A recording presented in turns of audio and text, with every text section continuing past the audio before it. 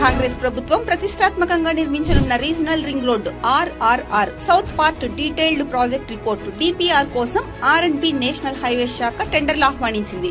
November 25వ తేదీ నుంచి Telangana website నుంచి టెండర్లను డౌన్లోడ్ చేసుకోవాలని నోటిఫికేషన్ లో పేర్కొంది. దీనికి డిసెంబర్ 16 వరకు గడువు విధించింది. ప్రాజెక్టు కన్సల్టెంట్ ఎంపికకు ప్రభుత్వం పలు అర్హతలను ఖరారు చేసింది. సుమారు 500 కిలోమీటర్ల హైవేలకు DPR రెడీ చేసిన అనుభవంతో పాటు వేల కోట్ల రూపాయలలో రోడ్లు నిర్మించిన అనుభవం ఉండాలని తెలిపింది. బిడ్లు దాఖలు చేసిన తర్వాత ప్రీ బిడ్డింగ్ మీటింగ్ నిర్వహించనున్నారు. అనంతరం ప్రభుత్వం ఖరారు చేసిన అర్హతలు ఉన్నాయో లేదో పరిశీలిస్తామని అధికారులు తెలిపారు.